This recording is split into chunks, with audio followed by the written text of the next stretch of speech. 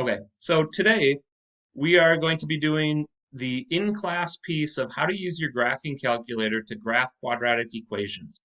Now, there is a link here that you'll be able to click on, and I'll have you do that shortly. You don't need to do it right now, but it will have instructions as well as the in-class portion for the assignment that you're going to be working on in class today. And then the homework tonight is a Delta Math review of the Chapter 4. And then just a quick reminder, um, any missing work for this unit is going to be due on Sunday at 11:59 p.m. So that's Monday. On Wednesday, we're going to be in person. I'm hoping to be in Tartan unless for some reason I have to quarantine for a while. Then I will be live on Zoom. But on Wednesday, we're going to do a Chapter 4 review. And then the homework then would be to take the test, the Chapter 4 test in Schoology. And that is a little bit of a different test this unit. So on Wednesday, I will explain how we're going to take that test, what it's going to look like, and then you will have until um, we'd like it to be done that day, but I'll tell you the due date on Wednesday. We'll give you some time because you don't have school on Friday. Nobody does, actually. So you might take an extra day or two to get that done if you need to get caught up on the missing work that's due by Sunday. So we have links for each item here. So if we click on the Monday link, it's the same thing. But here is the 4 problems that we're going to do in class. So you're going to post that work today here. And then the screenshot of the Delta Math, that's the homework tonight, kind of that asynchronous learning in the afternoon. But if you finish early in class today, you can definitely work on the Delta Math stuff as well. All right, so let me show you the instructions that we have here, and then I'm going to actually show you how to do this, but what we're going to do is we're going to cover how to use your graphing calculator and find some of those very important points that we've studied. Something like the vertex, which is also the max and min, or finding the zeros or y-intercepts. I'll show you how to do all that. Since it's not really easy to take notes on this stuff, you're going to just follow along, but there is a video within this link of how to do these things, and it's Miss Hires going through how to use the graphing calculator simulator that is on your laptop. So that way, if you do miss anything, you can watch that video, or the steps for doing that are all right down here. So everything is laid out, which is why I don't think you need to take notes today. All right, it's all on this document. And then our assignment is right down here. And what you're going to be doing is you're going to be given 4 problems. And of those 4 problems, you're going to use a graphing calculator to graph each function. You're going to make an accurate sketch on your graph by finding the following points if possible. Sometimes they're not. And then clearly label each point with the exact coordinates on your graph. And we want you to look for vertex, axis of symmetry, all real zeros, and y-intercepts. And sometimes you can't get the all real zeros, or the y-intercept might be not of value, meaning it's really big or really small, so it won't fit on our graph. I'm going to model how to do all this today, so you guys will have a complete understanding of how this works. I just wanted you to show you that these resources are here in case you get stuck. You can always go back and watch the video again. I will also record this video that I'm talking about today in class, and that will be available as well. So we're going to do this fairly quick. I just want to make sure that you all have kind of everything that you need. My first question is, does everyone have a graphing calculator either in hand that they can use, or do you have access to your laptop, that the school laptop that has the computer, the calculator simulator on it? If you do not, can you please message me right now? I just want to make sure I know who I need to contact and make sure that you can find or use this graphing calculator. So throw that in the quick chat if you do not have access to some form of a calculator right now.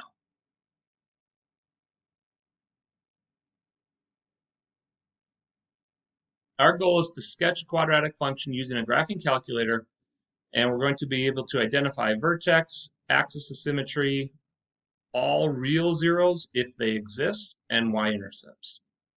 So I'm going to use a couple examples just to show you how this is going to work, and hopefully you can just follow along.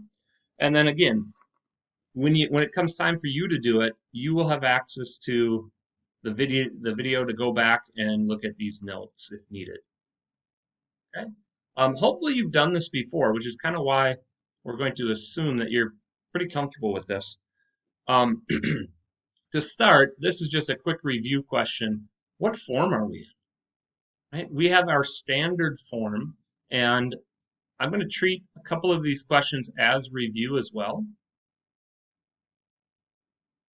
So what form are we in? We have ax squared plus bx plus c. This is the standard form. And we are going to review all three forms just kind of quickly, and we'll hit at some important points as well. But what I'd like to do is show you how I'm going to use my calculator here. Now, I have a slightly different calculator simulator than you have, and the reason why this is just easier for me to use with what I have at home to show you. But the first thing you're going to do is type this into the calculator. Now, if you have your handheld calculator right now, you could follow along if you want, but I think just sitting back and watching is fine for right now. So if I want to graph a function, we always go to the y equals button right here, and then type in that function. Now, do kind of note, make sure, and sometimes you might have to scroll all the way down to see that there's no other functions programmed in. If that's the case, delete them out or clear them off so you can start fresh. All right, so then we're going to type in the x. Now notice the x is our variable. Where is that button? It's kind of right diagonal to the second button. So here's the x value, and then I want to do x squared minus 6x plus 4. Now, I could hit graph right away, and that if this graph gives me a nice, friendly parabola, and I can see all points, then I'm good. But sometimes your window might be off. So here's what I recommend doing, is I recommend hitting the zoom button. Zoom 6 will automatically get your calculator in a standard window. And if you do it once, it'll automatically go 10 in each direction. All right, now I can see the entire graph, so I'm happy. But let's say that I couldn't see the entire graph and I needed to see more in one direction. That's where you can hit window and you can change the x maximum is the farthest that you would see to the left. The x minimum would be the farthest you can see to the left. The x maximum would be the farthest you would see to the right. Don't worry about the scale. That just says we're going to go up by ones. You usually want to leave it that way. And then the y min is how far you see down, and the y max is how far you see up. So you can adjust to those values if you want. Watch what happens if I change the y minimum to -15. Right? When I hit graph, it just allowed me to see further down below, even though I didn't need it for this graph. The window is what you can use to change your features. Okay, so how do I find the vertex? Well, we know the vertex exists right here. We automatically know that this vertex is a minimum because it's the lowest point on the graph. So I can kind of say there is my minimum. But how do I actually find the location of it? Well, anytime you want to find a value, you're going to look at this calc feature. So second calc, which is the trace button, and then look at the options. We have a value, a 0, a minimum, and a maximum. We are not going to use option 5, 6, or 7. 6 and 7 are calculus features, so we won't ever use those until you get to calculus. And we don't have 2 functions, so we won't use 5. But you can use option 1, 2, and 3 today. And since we identified that this was a minimum, I'm going to scroll down to the minimum value and hit enter. And then notice it says left bound. Well, picture where your vertex would be. It would be right here. I need to bring this cursor to the left of it. So you can move using the right or left arrows, and you just need to make sure that this flashing cursor is somewhere to the left. So I'll hit enter. And now notice when I hit enter, that line appeared. This line right here logs in that location. Now I need the right bound. So I'm going to scroll over to the right. So here's my minimum roughly. I just need to make sure that the cursor is somewhere to the right. It doesn't matter if I'm just past it or way past it. I just need to be to the right of that. Then I'll hit enter. And notice that logs in the right bound. And then it says guess. Don't worry about when it says guess. You're going to hit enter. And look at the location. The minimum got as close as it could, so we always round to 3 decimals. So I get 3.000. We can call that 3. So I would go over 3 and then down 5. And that would be the location of the vertex. I'll write that in here really quick. So my minimum value, or my vertex, is at the location 3, -5. Now we do want to point out, sometimes they might ask you what is the minimum, and what refers to how far or what's the lowest point on the graph. So in that case, the actual lowest value on this graph is -5. So we would say the minimum is -5. Okay. For some reason my pen is not working well today. It's like hypersensitive right now. Could be because I haven't used it in a while. So my handwriting is more messy than usual. All right, well, let's think of this. If I have this graph and here's my vertex, which is the minimum, there's that dotted line that runs right through it. Well, that's the axis of symmetry. If I could draw on this, I would. I'd draw a dotted line straight down, but where is that dotted line? It's at the x value. So I know that the axis of symmetry is the equation x = 3. And that's always the case. If you find your vertex, then you know your axis of symmetry really quickly. So really, the only other thing that's a little more challenging to find is the zeros. All right, so notice where the zeros occur. Those zeros are the x-intercepts, so I have to find this location and this location. I'm going to throw a word of warning out there. Some students are used to hitting trace, and they want to just scroll. Right?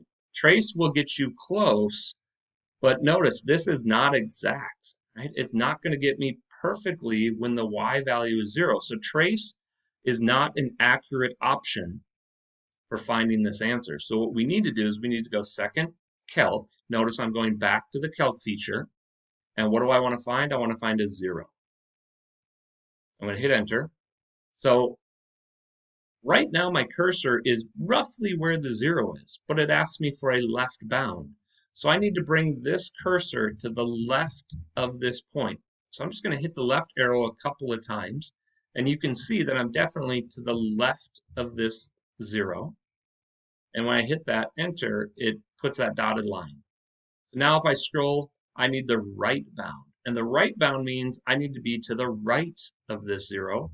So I'm just going to scroll to the right a couple of times, hit enter, and enter again. And notice now it gives me the perfect 0. And I do have to round to 3 decimal spots. So I'm going to do a quick screenshot of this just so I can capture it, show you guys.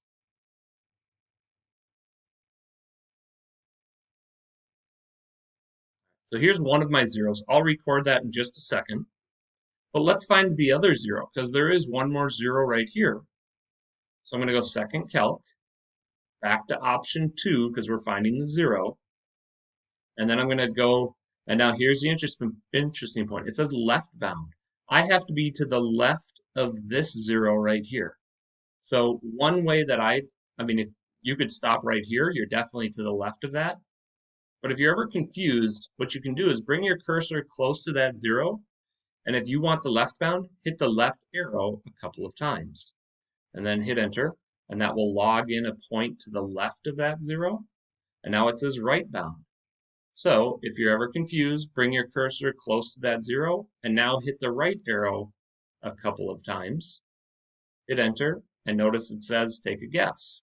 That means you're going to log in the point in between, and notice y is equal to 0 at that point.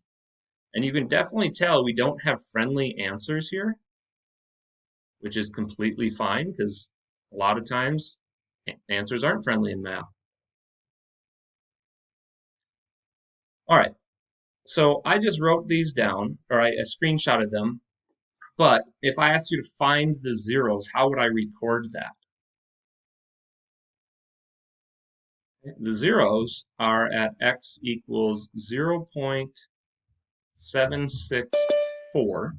Now remember, we always round to the nearest third decimal, so this 3 would round up because of the 9.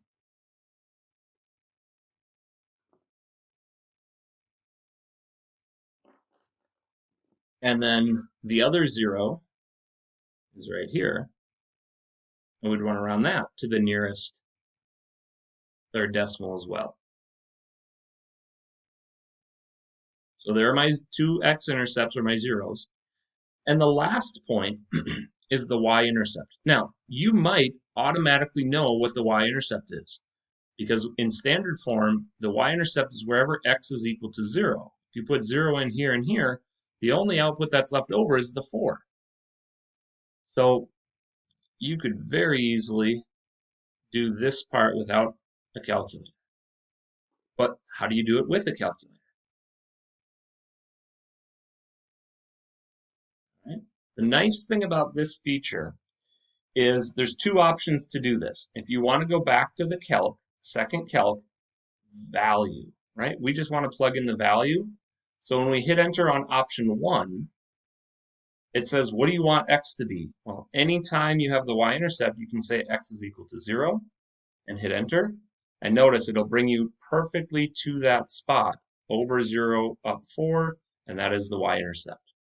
Another quick option is if you do the trace, and then you just type in a 0, it'll automatically bring you there. So that's kind of the fast way to use trace. But let's say that you want to get more points, right? We know that the vertex is at 3.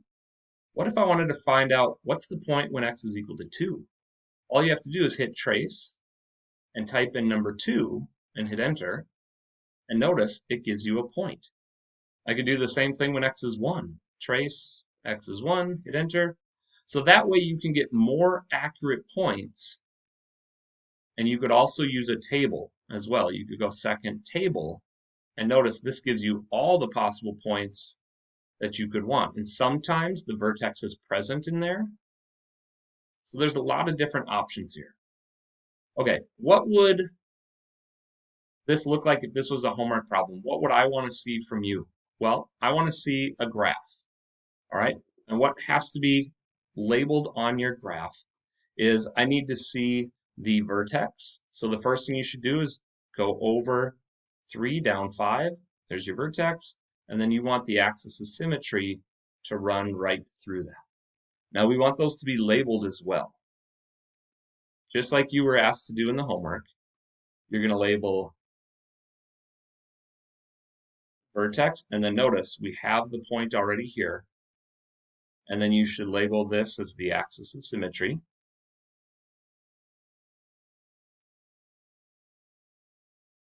And we know that that runs through the x value of the vertex. So this is the equation x equals 3.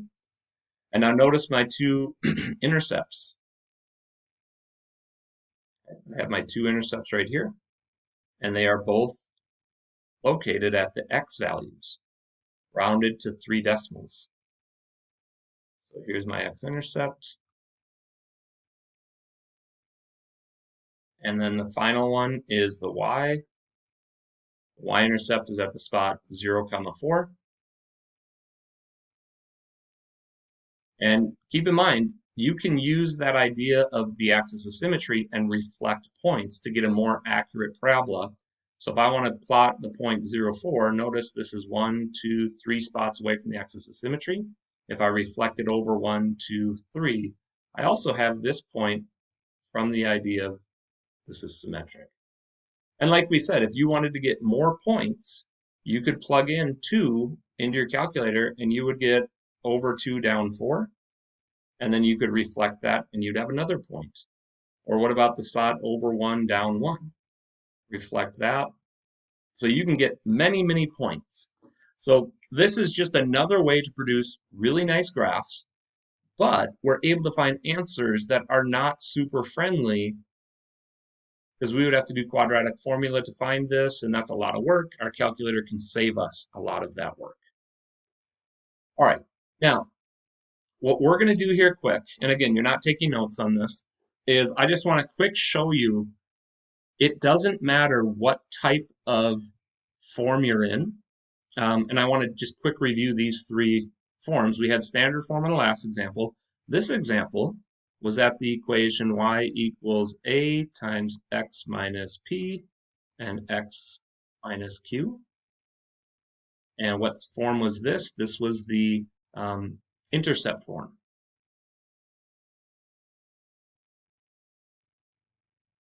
Now, if you are really good at this, you automatically know that if you set these two values equal to their own 0, you're going to get an answer of x equals 4 and x equals -1, which gives me my zeros. That's the benefit to being in this form. So you automatically know these two answers, which means you don't need a calculator for it, or you could find that using your calculator. All the other values, you're going to go through the same steps. It doesn't matter what form you're in, you're going to find the same values on your calculator as well. And I just want to show you this answer quick. So notice, at x equals 4, there's my x-intercept. And here's x equals -1. There's my x-intercept as well. We have my vertex, which, by the way, you probably could have figured this out beforehand. Notice how the a value is negative. That means the parabola is opening downward. So this vertex has to be a maximum, and its location is not super friendly. It's at the spot -1.5 up 12.5. So where's the axis of symmetry then? That's whatever the x value is of the vertex, so it's 1.5. And then what's the y-intercept? This one isn't as easy to find. You'd have to plug in 0 here and here, but your calculator will tell you as well. And that's at the spot 0, 8.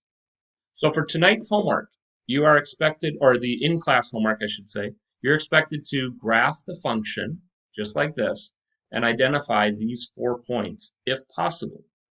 All right, notice the parabola is opening downward. All right, last one I want to show you quick is if I don't have a friendly problem like this. Okay, I'm not going to do this one all the way. I want to show you how to type this in. If I hit y equals and I want to type in a new problem, I'm going to clear this out. And we have fractions. Fractions, my recommendation when you type fractions in is to put parentheses around them. So if I'm going to type this in, I'm going to go y equals, I had cleared out the previous equation. I'm going to go parentheses, -1, -1 divided by 7, parentheses. So even though it's not written in the problem, I always put parentheses around my own fractions because I know that my calculator will interpret that more accurately if parentheses are there. So then I have to do x minus 5, and we're going to square it. And then I'm going to subtract the fraction 3/7. Now I do want to point out one thing. See this negative right here? I used the symbol down here for negative. I didn't use subtraction. So when you have a negative value like -1/7, you have to use this little negative symbol on your calculator. But when you have subtraction like we had for the two other pieces, then you have to use the subtraction button. If you screw that up or flip it around, your calculator might say error. So just know that that can happen every so often. Well, now watch what happens if I hit graph. See how my parabola isn't perfectly shown on my graph? And if I tried the zoom 6, it actually is even worse. I need to see more to the right. So I'm going to go to Window, and I need to change the far right, which is the x value, and I might just make that x max 20. And there you go. Now I can see the full parabola. I can see its maximum, the y-intercept, but notice it doesn't cross the x-axis. So I know just from this graph that there are no real zeros, which means those are not possible to find. If I did the quadratic formula, I would get imaginary answers. So you may know the form that this is in, right? This is the vertex form, and the vertex form was y equals a times x minus h squared plus k. Ooh, I gotta fix this pen. So the h was opposite of what you thought. Instead of x minus 5, that means the x value is 5, and the k value is exactly what it says. And notice, there's my vertex. I knew that from the equation, which means if I know the vertex, I know the axis of symmetry as well. It's just the x value. So the only thing I really need to do is find the y-intercept. And the y-intercept is wherever x is equal to 0. So I don't really need a calculator to do a lot of this, but let's take a look, and if I want to find when x is 0, I can hit trace, 0, enter, and I get -4. Now, that's not a lot, right? That doesn't give me a perfect equation. It doesn't give me a great graph. It gives me a vertex and the y-intercept, which I could reflect over. But what I might do is I might try to get a couple of better points. I might try plugging in 4 and 2 into my calculator. So I'm just going to go trace, hit 2, x is 2, and hit enter. And there's a point. It's not super friendly, but we could still plot that. And then I could type in x equals 4, and there's another point. Okay. I could even do 3, and there's a better point, 3, -1. That's much friendlier. So if I was to plot over 3 down 1, notice that's 2 units away from the axis of symmetry. I could reflect that and get another point. That would just make my graph more accurate. All right, so here's what we got then today. Your goal, we are not doing breakout rooms. We're going to do that if I was in person today. But your goal is to, let me find my Schoology page again. Too many tabs are open. All right. So here's what we got. You're going to go to week 3, and you're going to click on the Monday folder. And in the agenda, this link right here, which some of you have opened already, has another video. So if you missed anything, you can watch this video. It has all of Miss Hires' steps on how to find things, or the step-by-step instructions are right down here. Okay? And then your assignment tonight is at the bottom of this page. You want to do these 4 problems, and your goal is to produce a graph that shows the vertex, axis of symmetry, the real zeros, and the y-intercepts, if possible. Remember, sometimes you can't graph some of them. All right? And then when you're done with that, you're going to post it right here into the activity, in-class activity assignment. Once you finish that, the homework tonight then is to go through the Delta Math review. So I'm going to leave it up to you. I actually have to go watch my daughter because my wife has a COVID test here. She's got to go run to. So I'm going to jump off Zoom, but I'll stay on for a couple minutes if anybody has any specific questions right now. All right, so if you feel like you understand everything, you may log off Zoom. If you have questions, let me know.